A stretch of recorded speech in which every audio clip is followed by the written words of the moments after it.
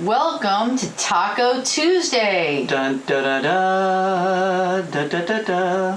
where we are taking actions for creative ownership. Dun, dun, dun. Our ship will be sailing in a new direction today. Yay! I see you. I think it should be going up like I that. see you. Alright, it's a little rocking. La la la la, row your boat. I see you. Excellent. Hello, everyone. I am Mark Wheeler. I am Sharon G. And together, We're we are collectively known known as Slushbox. There you are. How's everybody doing? Woo! Thank goodness it's still the first half of the year. It's still the first half of the year. Yay. June 30th, and I'm milking it for everything I can. I am too, baby. Woo! Boy, I'm telling you. Let's just keep this going. It's been an interesting Can ride. we add another 24 hours? Row. Is it possible to add another 24 hours? I'm I gonna would do my love best. to do that. I'm gonna do my best. I'm gonna sit closer to you. Is that okay? Mm-hmm. Okay. Creative ownership. Wow. It's so easy and yet so fascinating. There's some facets to it. So who out there is a creative? Yeah. Who out there might be feeling stuck or at wit's end? Anybody feeling like, the hell am I gonna do? Some parts of this, yeah. Yep. Where did my gigs go? Did I even have enough gigs before the virus broke out? That's a great question. I don't think we did. Aren't musicians I supposed to don't just think- be playing and I just don't kind of think- do that? We had enough gigs even before this. Yeah, there's a I would have liked to have reason. done more, but you know what? It's kind of interesting because now, in reflection, if it ever comes back around, it's like, hey, now's the time. It kind of puts a perspective on what's important, because now that things are so different, it's like, oh, I could have been doing that a little bit more. So it's kind of a reflective thing as well. All this stuff. And I was gonna tip the ship. I'm tipping the ship, people, this way. Oh wait, is that towards me? Yeah, okay. I was thinking that there's actually a reason that we didn't do a lot of gigs. There really is a reason. I'm seeing that we have never been the kind of band that just went out there every weekend and played some gigs somewhere anyhow. We're developing, we're following our hearts, and it turned into a rock theater called Find Your Own Steeple. And then I feel like that show kind of crystallized the fact that the whole message behind our music is about following your own inner antenna. That was really the tagline. One of the taglines of that show is. And I think along with that same thought there, that show, not only did it crystallize that, but it also was like a whole new perspective on how to come to the stage and how to put something together that was bigger than us. And Oh yeah. I don't think I realized it till after the show how much of an endeavor it really was, because when us creatives are in it, isn't it just easy just to kind of go with the flow and then when we look back, it's like, hey, that was really great. And that's what happened with Steeples. Yeah, it seemed like it wasn't. Neither one of us have just played the bar scene all the time, or we did the art walk scene for a period of time. Then when things changed there, we've been in a real cocoon. But since that theater, we released a live album, and that just further pushed it out there. Like, wow, there's actually this energy. Like the songs were starting to heal us and be a vehicle for even more self-expression than purely singing a song. Became like a revival. Yeah, it really did. It really did, and I must say you are the impetus of that. And I, that live show was kind of interesting because I realized right before that live show that there was no way we were going to capture what we were doing in a studio. There was just no way. And I knew that we had to record something live, and it worked out great. And it's an interesting representation it's a great representation of what we're doing with the band. And other things as well. So now, a lot of the clients that we work with, things have just changed a lot in the last few years, and they're changing even more during this first half of 2020. Because we've been coaching clients in music, and really, a lot of that has been rallying them to do more than just play some music. It's like a whole philosophy of process and honoring one's unique journey. It's amazing. Yeah. How many people don't even know that exists? Yeah, and I mean, talk about, I don't know if I'm changing the subject or not, but talking about creative ownership, I've been going through a lot these past few months in this mastermind we're in, and it's bringing a lot of my own stuff. It's bringing so much stuff to the surface for me, and it's really fascinating to start. We started Taco Tuesday, taking creative ownership, and all of a sudden I got to step up my game and actually do my creative ownership with what it is I'm doing. I mean, don't we feel like as artists that there's always another level. There's something else to do. There's like breaking through those barriers, and I've just been feeling frustrated and wanting to end this day gig I'm doing and get into like this beautiful thing of helping artists. But here I am, an artist, and I'm struggling. It's crazy. It's really crazy. And I must say it's exciting because I'm breaking through things and I'm recognizing things about myself, and yeah. Things are changing. Yeah. Breaking the shell. Well, anybody in conflict about like what they do for money? Yeah. But what they really have as a human that's unique? Have you ever thought about valuing that skill? You, me, fellow musicians. The value is such.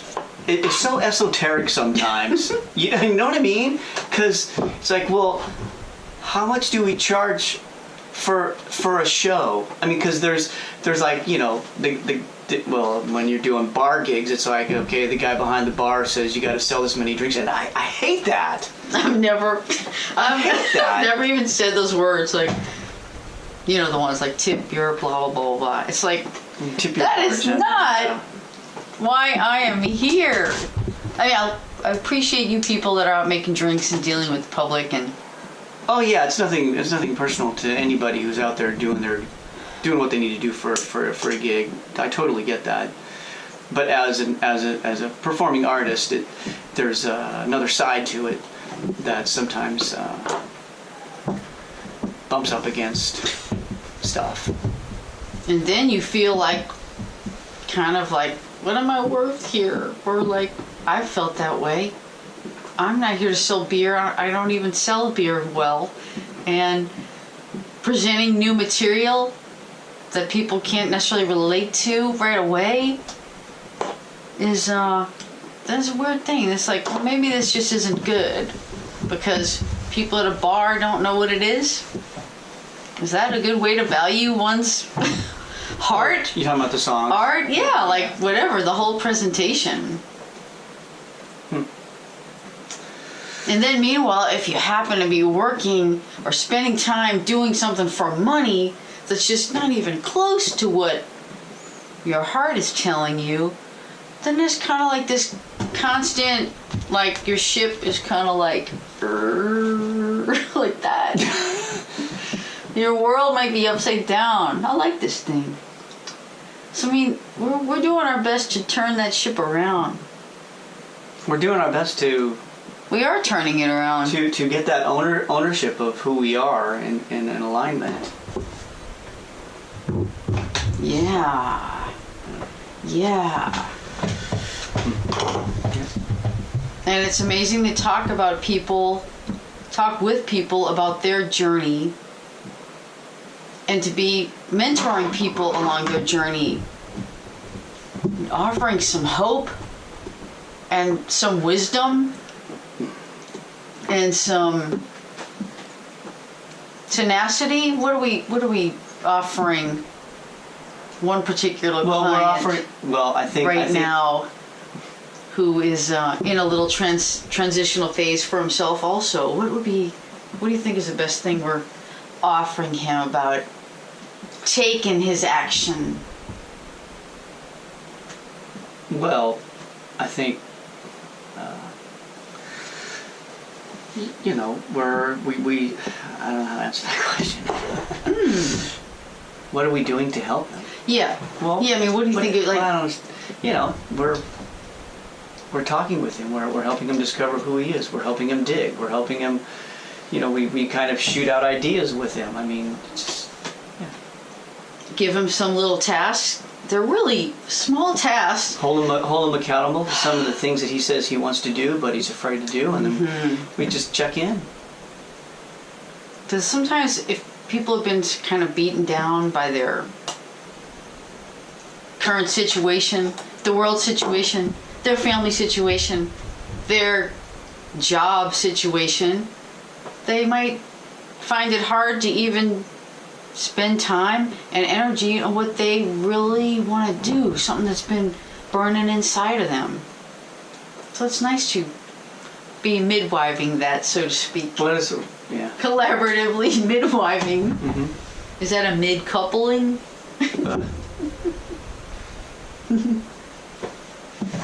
So what's next for you?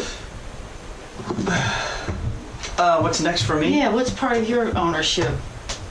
If you're cracking the shell of... Well, like I said, I'm at a juncture in a road here where I really feel and it's only happened in the last couple of months where I feel like this day gig's got to go. I mean, I'm just so not into it, and I never really have been into it. It's always just been the gig, I got a small little thing going on my own.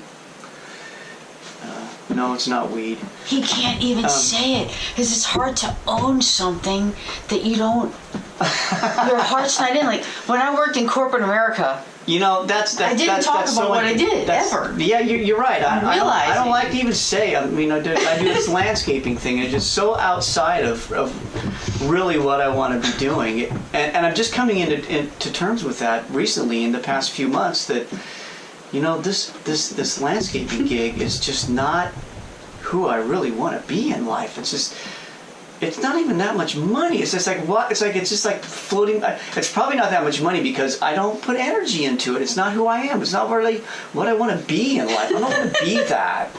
I don't want to be out there doing that. I want to be, I'm a creator. I want to create I felt that way too. I don't know. I did not ever really own the idea when I was in corporate America job. I didn't self-identify as to what that job title was. job title was so far from what I wanted to do, but it provided a living for a time in my life. But did anyone, if you recall me ever saying, I'm a cost technician, I'm a cost engineering technician, that's what I think the company gave me that title, or I'm an executive assistant, I'm even a high level executive assistant.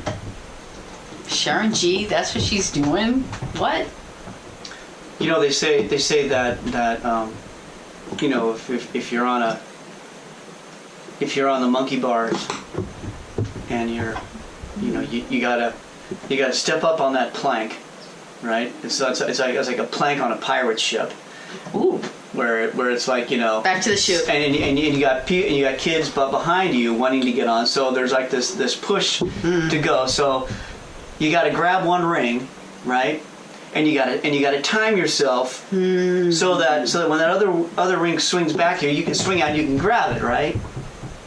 Well, you got to make the first leap to grab that other ring. You know, and I think that's where I'm at. I'm just frustrated, and which you can probably tell. And it's even difficult to talk about it, but that's where I am, and like I'm going for this. So now I'm on the monkey bars. I'm on these 2 rings now, and I'm kind of like, you know how you gotta kind of rock it back and forth. Are you swinging on it? And you gotta do this motion to kind of get going to get to the other ring, and guess what? You gotta let go of one ring, and you gotta swing it around, and so you can grab. So you can make it I love that. And I feel like that's exactly like like what I'm doing. I mean, I'm just, you know, it's yeah. I just want to be more creative, and that you know, letting go of one ring to get to the next, and then letting go to get to. I mean, you just got to let stuff go, and that's how I feel about this day gig I'm doing. Is I just need to let it go, but it's difficult because it's like I have this identity with it, and it's who I am, and blah blah blah, and it's like I haven't made space yet to kind of like get rid of it and really dive into what I really want to do, which is helping other artists do what they want to do. And it's like, so I'm in this crazy conundrum. But it's good. I mean, it's not bad. I mean, it's a good. I mean, I'm recognizing who I am inside and what I really want to do. And it's taken me this many years, and that's okay. I don't really care. But you know, and what's, you know, jeez, man, what really helped is having somebody else look at who I am and say, I recognize. You know what? You need to do this. You need to do that. It's like it takes somebody from the outside to see the greatness that we have inside. I mean, because if I'm doing this thing in landscaping and it's all I know, and my mind is just like this, that's how I live and die. But if somebody else comes in and they say, hey, you know what? You're really great at this other thing. Then things can start opening up. And, have you thought of valuing all that counseling you've done to others? Have you thought of actually? But I'm talking about where I am, and like, and that thing that needs to happen to open up is like, sometimes somebody has to throw a rock at the shell to break it for you, at least get it cracked, so you can actually see that, hey, I think there's something on the other side of this shell. And that's so important for artists, because I think artists, well, I'm speaking for myself, for me, it's like valuing the art is so important. But I didn't value it for a long time. I just thought I was, just doing what I love to do. It was money. Right. But now it's like, wait a minute, man. It's something. It's art. Jeez. Or buying into the idea, maybe, like, my dad was a professional musician. Whatever, that's loaded with some hot topics too. But, there was a time in life, at least I grew up with that belief that if you're a professional musician, you can actually, like, raise your family. And that might have been possible some decades ago, and it's probably still possible right now. But in my time, in even like Long Beach City College, it seemed like you had to find a scheme or something with your music, or you had to like make the right connections, and that's the only way. And sometimes the belief was like, you're gonna have that one chance, you better be ready that one time, or else like you are effed for the rest of your life. And you know what? When you're really aligned with something that's welling up inside of you, the wellspring continues. So maybe if there was a chance to do something some time ago, it didn't work out, if you really follow that internal guiding system, there's going to be other chances, because you're going to be making them and meeting them halfway. That's what I'm talking about, baby. Taking actions for creative ownership. Yeah. Taking actions, what would be the other thing? Because it's not like taking risks. Taking chances for your creativity.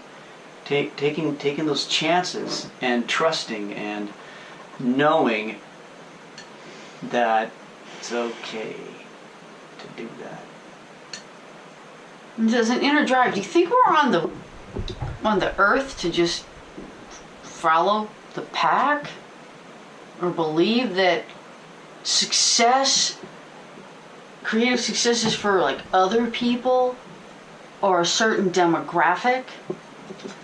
I would imagine that most artists don't think that. I think most artists do have a dream of making it. You know? I wonder. We just ran into a friend who has told us off and on for over a decade that he signed to, like, I don't know, Sony or something. Wait, he was signed. He was signed to Sony way back in the day. It's related to, like, something he's doing in another country. Right. And we would just run into him, like, every year or something. It's like, oh, yeah, I'm flying over there to go work on this. It's like, it's gone on over a decade. Well, do you know now it's actually, like, starting to pan out? Like, some things take time. I mean, American Idol or whatever show you might be watching shows things that, you know, happen in a short amount of time. And that is possible. But there's a lot of people who are on that, like, long run plan. They're running a marathon and they are going strong. But it's also not, it's also like not the marathon, but I would almost say too that it's more triathlon. it's more of an internal process that's going on. It's really not I mean, for some artists the goal is the process. And I think that's kind of important. I think that's important to recognize that the process is an important aspect of it, not just what we're doing to get to the goal. Isn't the process what we're doing though to get to somewhere? Are we going? Is our ship going anywhere? I need to make this a boat. That's it. Yeah. It's the ship. I think you need to make ownership. Oh, you need to make a little slushbox. Oh, we are sailing. Sailboat. We're sailing to somewhere. Oh, and I know. And then when we come on, we can, if we feel like when we're down in the water, we'll pull down the sails and we'll go, okay, this is our boat today. The sails aren't down. Oh. And then when we feel like we're going somewhere, we'll pull out the sails of the little boat and we're going, see, we got the sails up. We're moving. All right, set sail on Taco Tuesday. Right. How's your sail? Where's it pointed? Yeah. So anyway. Yeah. So that's where I'm at. Huh. Well, you know, the Book of Life says that the road to life is straight and narrow, and few there be that find it. Have you ever felt like you're just going over here, going over there? And sometimes other people, they just know what they want and they just go right, they just sail right for it. But more often than not, there's little turns. And I like that quote because I know that my road has been It's had detours, distractions. It's had enticement by shiny objects. It's had That's an easy one. feelings of I needed to do things the way someone somewhere might have given me an idea that that was a way to be. I think our sailboat is being guided by Yes. our The moon. internal steeple. Right. More about that next time. Yeah, we'll talk about steeples. So enjoy. Enjoy the We last should've- day of the... I Yeah. wish we could put in another 24 It's hours. still 2020. Right. We get another half. May it be amazing. So take ownership of what you want to do. Right? Because whenever you're ready, it's probably ready for you. Are you feeling better that the shell's cracking? Like, are you getting more oxygen? Breathe it in. Maybe your wings are starting to have room. You know, it's an interesting thing breaking out of a shell because you never know what's on the other side. And but there's always that. I mean, it's like when the chick breaks out of the shell. It's nature. One must push their own envelope further as an artist, as a creative, to see where we can go As a further. Just like a chicken. Even people that are chicken can still grow. So if you're a chicken, or if you have chickens, If you know anyone, oh wait, no, we won't talk about our chickens right We now. won't talk about our chickens. They're really great ladies. Anyway, so All right. that's Taco Tuesday in a nutshell, Or an eggshell. or an eggshell. Oh, you're funny. She's on it. Okay. Yeah. See you later. See you next time. Bye. Yes, we hope to see you again. We're going to be doing this more regularly on Tuesdays. Document some of our journey, Right. or a lot of it, and we're going to upgrade our cruise ship Yeah. here. Yeah. We're gonna make a boat. It'll be the summer sailboat edition. But thank you, and All we right. hope to talk with you sometime soon in person about our creative process and about your creative process And about my creative process. That's the most important. and how we break through and sail the seas of creativity together. Okay. Yep. See you. Bye. Slushbox is signing off. Row, row, row your boat.